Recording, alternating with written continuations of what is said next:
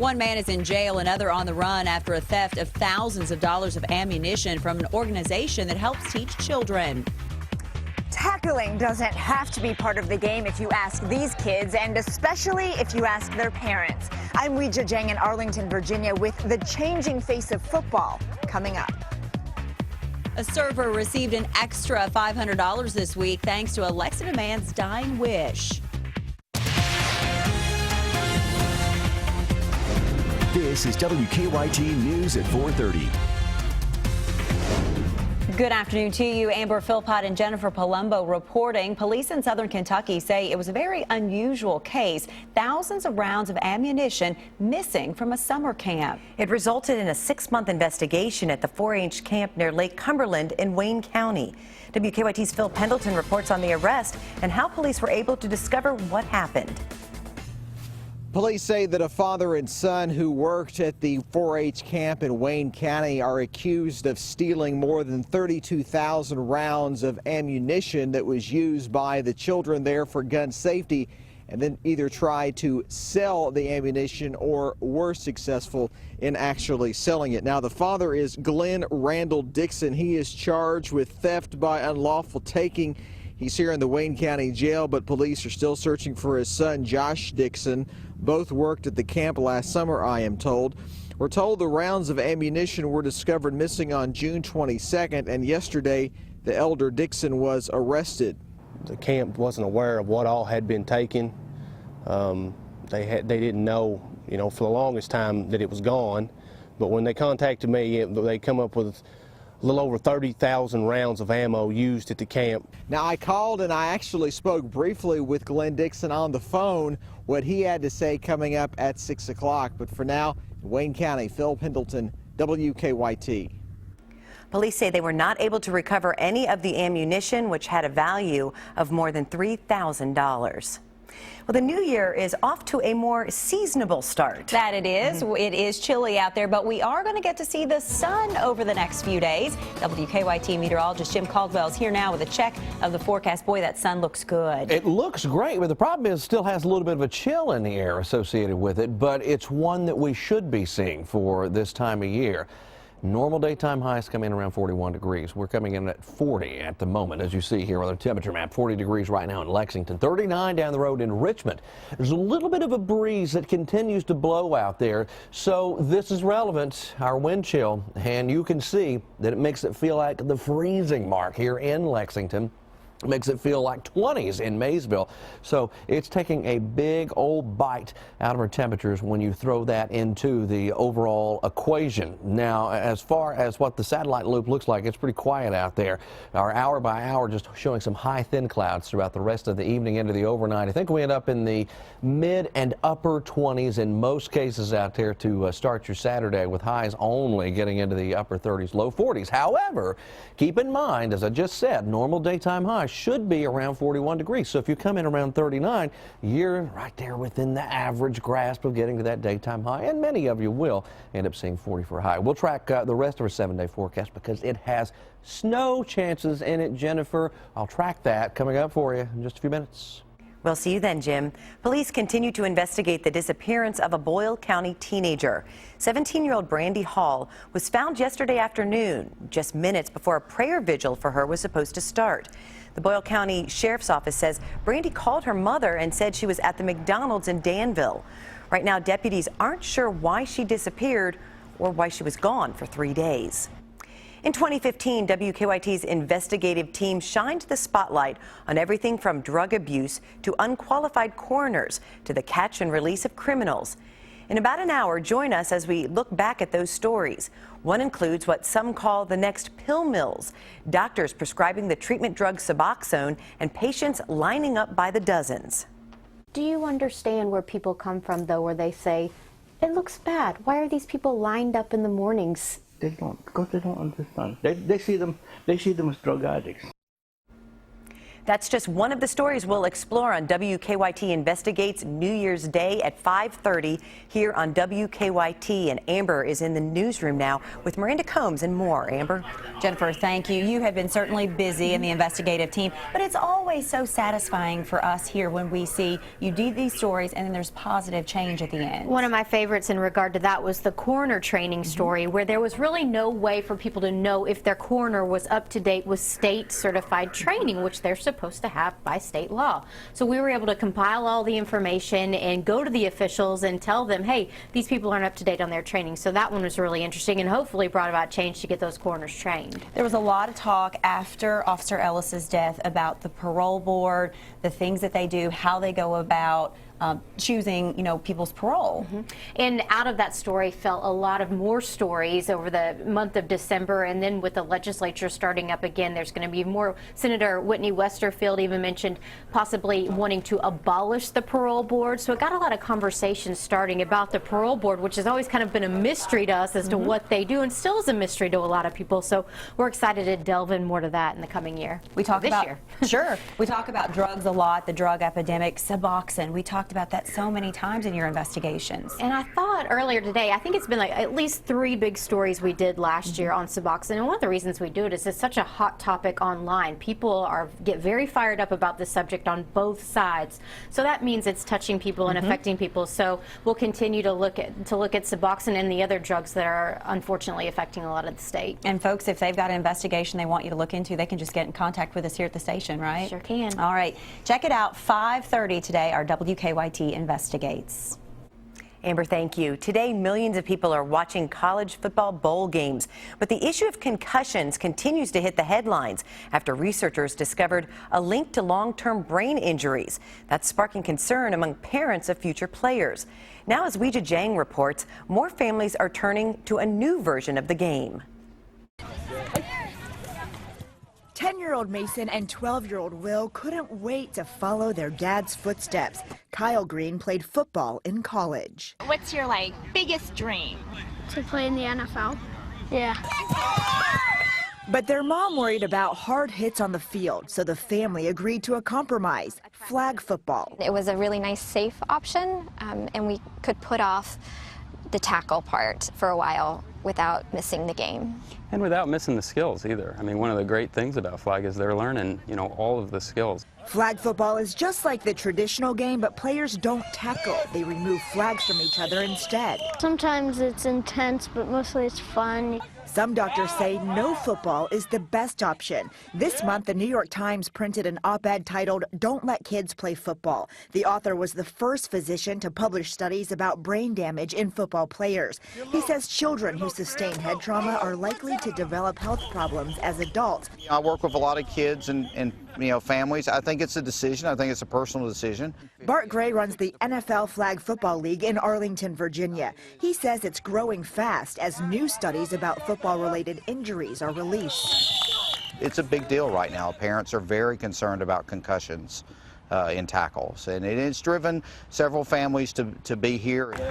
Like the Greens, who say their boys are safer and just as happy. Weijia Jiang, CBS News, Arlington, Virginia. Many flag football players go on to play tackle in high school. Gray says they are not at a disadvantage because the basic skill set is the same. A few years ago, a young man in Kentucky shared his dying wish with his loved ones. He wanted them to give unsuspecting restaurant servers the tip of a lifetime. Well, they fulfilled that wish not once, but over and over again all across the country. Most recently in Fort Wayne, Indiana. Holly Campbell reports. It was just a normal day at Mad Anthony Brewing Company. After paying their bill, this group left a tip. But it wasn't just 20%. It was $500. It was part of Aaron's last wish. Aaron's brother, Seth, is carrying out his brother's request. In his will, the very last thing was that we go out to dinner and leave an awesome tip for a waiter or waitress. And he specifically said, I don't mean like 25%. I'm talking about $500 for a pizza. It started a few years ago. The first video went viral. Then the donations started pouring in, topping $50,000. Since then, Seth has left a $500 tip in every state. oftentimes with his mother by his side. It was Aaron's idea, and then Seth has made it happen. So, well, you can imagine how wonderful that is for me. A few weeks ago, Seth got a request from David and his family to visit Fort Wayne and spread Aaron's message in a restaurant here. To make it happen in his town, to touch someone there, and to get to share it with his family, because he does have 4 small children, and I think for him it was a powerful message that he could share with his children. The server says she will use the money to pay bills and buy a gift for her grandmother. It's a simple gesture at the end of a meal that's changing not only servers' lives, but Seth's too. That I never had any idea what it would become, and neither would Aaron have. He would have been completely blown away. He would have thought this was just a small thing he wanted to do for a person, for one person, and he wouldn't have expected it to have this sort of wide-reaching impact. The mission, of course, is to honor Aaron and help other people. But his mother, Tina, says fulfilling his dreams is helping her deal with the loss of her son. I feel like it's done more for me than it has anybody, because it's helped me in my grief. It continues to help me in my grief. A lesson for all of us to pay it forward. That was Holly Campbell reporting. Aaron's mother says they will keep handing out $500 tips at least once a year for the rest of her life, even if she has to foot the bill.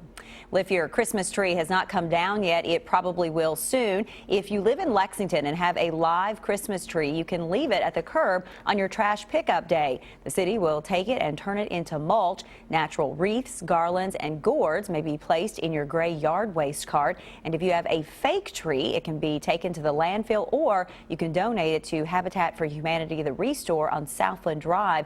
You can also recycle holiday lights, computers, televisions, and small appliances at the city's e-recycling center at 1306 First Sales Road. Well, many people decide to get in shape for their New Year's resolution. Our Deanne Stevens is out and about with more on how you can get fit at home. Hi, Deanne. Hey, good afternoon, guys. We've decided to finally get off the couch. What is New Year's Day all about? That's kind of like hanging out, resting, recouping maybe from the night before. Well, it's time to get moving, and you can do that right in your very own home. Chas Given is with us, a personal trainer, and Chas says you don't have to belong to a gym necessarily to get moving. We're encouraging everybody to do it today in your own home. Absolutely, and most of us have a chair, so we're going to start today showing you with some exercises you can do from a chair. So thigh exercises. So we face the chair, feet hip width apart, and come up on your tippy toes, okay? So bending your knees, dropping that tailbone down. Now pull your navel in. So you're just going to do very small movements here. So, I hope you're showing Chas. And then up an inch. So down and up, okay? Now you're going to start to shake a little bit. You feel that? I do feel From that. all that bourbon you drank last night, you feel that alcohol coming out of your muscles. So tiny little movement. So once again, 10 to 12 reps, 3 times. And that's easy enough. And there's other things you can do on the chair, too. Absolutely. So you stand behind the chair, and this time you're going to take your feet wider. Turn those toes out. So you drop that rear down, and then squeeze that butt tight and press to the top. It's all about a new rear for the new year. Yes, rears are in, I believe. And she also says to make sure she's doing like 8 to 10 to 12 reps. You don't, if you can only do 2, it's okay. Just get started today, right? Or something like that. Okay, and the stairs. If folks have steps at home, these can be pretty useful. Right. This, and you know, we always need cardio as part of our workout. So this will get your heart rate up. So Becky's sitting on the steps, and she's using her laundry detergent once again, and then pressing up overhead. You can use milk jugs. Milk jugs, use yes. cans. Canned goods, whatever you have laying around. Okay, and you got one more for the step. Becky, you can put your gain down. Okay, so a lot of women who want a nice rear for the new year would like to use a Stairmaster. So if you're not a member of the gym and you have your steps. So do you want me to do this or Rebecca? Well, go ahead. Go ahead. Let's watch Chad. To do it is you're going to double up your step and press through your heel. So you take 2 steps. Press through the hill. Take 2 steps at a time. All right, she makes it look so simple. But you're not going to do that on the way back down. On the way back down. Just jog it back. Jog it back. Okay, so use the chair, get your milk jugs, get your laundry detergent, get your canned goods out, and get moving. That's the key to it. Get up off the couch. And drink lots of water And drink today. lots of water. All right, we are out and about. Happy New Year and Happy New Rear to you guys. All right, Deanne, thanks so much. Singer Natalie Cole has died at a Los Angeles hospital. She was 65. Cole died from congestive heart failure, although she also had underlying medical issues, including hepatitis C and complications from a kidney transplant. Cole recently had to cancel several concert tour dates because of illness. She had a string of hits during her career, including This Will Be and Unforgettable, which she performed with her late father, Nat King Cole, in a virtual duet. We'll have more on the legendary singer ahead on WKYT News at 5. First day of the new year, some sunshine, and it might be cold, but we don't care, right? That's right, because Jim Caldwell, it's nice to have some calm weather for once. Calm, yeah, because you think back, we went through round after round after round of rain, and now we're kind of quiet with a chill in the air, and that's what we have out there right now.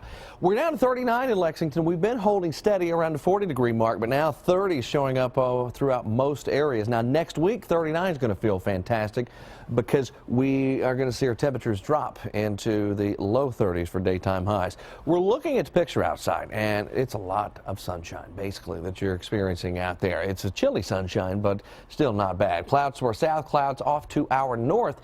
And what we're going to experience, it looks like as we head over the weekend, some of the energy from our north, already showing some snow showers across parts of New York and into parts of Michigan.